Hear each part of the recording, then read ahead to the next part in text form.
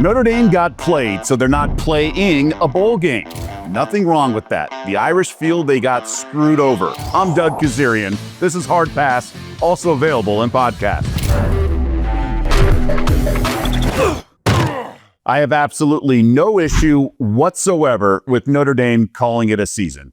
They don't owe anyone anything. Given everything that's happened, they simply don't want to play an exhibition game because that's what a non-playoff bowl game is, an exhibition. We've learned that in recent years with certain players opting out, choosing instead to focus on the NFL draft. The Irish, as a team, collectively decided that. This wasn't their athletic director or their head coach making a decision and then telling the players what the decision was. No, the team decided this. Of course, given Notre Dame's high-profile, social media had a field day, so it's time now for a quick heat check. And this was very creative. Come on. The edited image of Notre Dame's iconic locker room sign, "Play like a champion today," "Pout like a chump today." So clever. Applause. And then mocking the leprechaun. "I'll take my shillelagh and go home," similar to "take my ball and go home," because that was the overarching thing. And they obviously made a little gremlin out of the leprechaun. And this captures what many of you are thinking. Yeah, no one feels bad for Notre Dame because no one likes to root for the big kid or whatever, the big bad bully, right? But, the Irish aren't just upset because they didn't get their way. No. This goes way deeper. They're actually furious because they felt used and misled, and also that they feel there was an injustice done to them, particularly because the powers that be caved to influential people. That is, in fact, exactly what happened. And let's face it, they're a legitimate national championship contender. So they also feel unfairly deprived of a chance to play for the title. Here's their athletic director, Jim Bavacqua. It's not a question of that team got in and we didn't. It's what we're frustrated by is the process. We were just kind of left, scratching our heads. What have we done wrong that all of a sudden we're the only ones going in the wrong direction? And so we're what's the point of these rankings? I said to someone earlier, this is serious to us and our student athletes and our coaches. This isn't musical chairs at some birthday party when you were a kid. This has to mean something. This is not a case of someone playing victim for no reason. Every single one of you would have the same reaction if your emotions got jerked around. And I'm pretty sure you have at some point in your life, especially if one, people that are supposed to have your back sold you out. And two, the only reason you got the short end of the stick is because other people with power ganged up on you. The actual main issue, whether the committee made the right choice, that's neither here nor there. Completely separate topic. Personally, I'm fine with it. I also would have been fine the other way around. But everything else and how it all played out, that's the key. How I completely get it from Notre Dame's perspective. Think about it. Entering the final weekend, they were ranked right where they needed to be in order to get a playoff spot. They didn't play a game, nor did Miami. And frankly, BYU and Alabama, the two teams around them, got blown out. And side note, this comes after they were ranked 10th in the first rankings in mid-November. Miami was 18th. Then they both won their final handful of games by a lot of points. And then somehow the Irish got passed. Let's say, hypothetically speaking, they had 4 losses, 3 losses, or 5 losses, where they knew their playoff hopes were gone. Now we're getting ready for a bowl.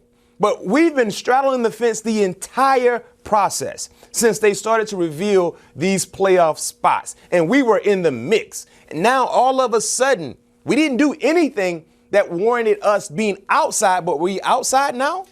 No. The only time a team in a similar situation as Notre Dame's entering the final weekend got leapfrogged in the playoff era in entire history is when a team won a conference championship on that final weekend, and then the bylaws mandated they pass them.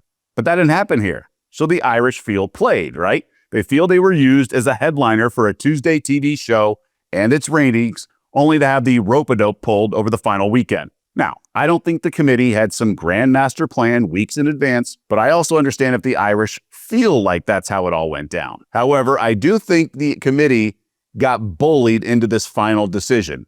For weeks, the committee kept ranking Notre Dame ahead of Miami, despite the Canes having that head-to-head win in August. But the masses started to rally around the U, and ESPN ultimately swayed the committee. Here's Nick Saban on College Game Day, the morning of Conference Championship Saturday. Yeah, but head-to-head, I mean, look at the game. Miami was the more physical team in the game. Jeremiah Love gained 33 yards in the game. They won on the line of scrimmage. They kicked Notre Dame's ass in the game.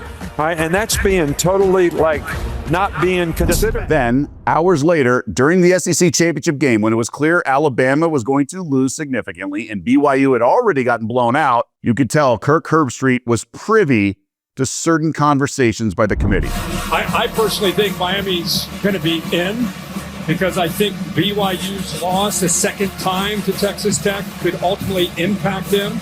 I think the discussion is going to be Bama and Notre Dame. It's almost as though the committee increased from 12 to 14 members, but again, I'm okay with that. A lot of decision makers often consult respected people, but I also don't blame Notre Dame for feeling like they got jerked around. On top of it all, the ACC, a supposed partner of the Irish, essentially orchestrated a smear campaign pushing for Miami. And the ACC network aired 8 replays of their earlier meeting in the season on that Thursday and Friday before the final standings were released. What we were really surprised by and disappointed was how the ACC conference really went on a social media campaign, in my opinion, attacking our football program.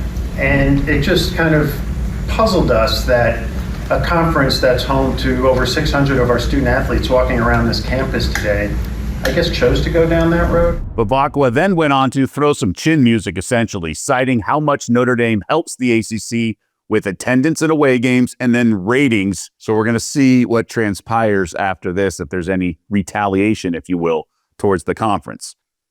Most importantly, Notre Dame is not a spoiled brat who simply just didn't get his way, okay? They felt duped by the committee, burned by a partner, and then denied a chance to play for the national championship. The entire purpose of this playoff is to have it decided on the field. That's why it's been expanded from 2 to 4 to 12. And truthfully, they'd be favored over all but a few of the teams. So now we have to watch Tulane and James Madison get dominated instead. So yes, I don't mind that Notre Dame declined an invite to the Pop-Tarts Bowl.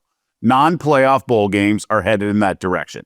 The playoff is what dominates the conversation all season, and also for about 1/3 of the Power 4 conference schools, that's all they care about, okay? By the way, Kansas State and Iowa State also declined their invites, and they weren't snubbed by the committee or whatever. These are exhibition games. So when the wound was fresh, a couple hours after hearing they're not going to the playoff, Notre Dame, as a team, decided they don't want to waste their time practicing and then playing a meaningless game.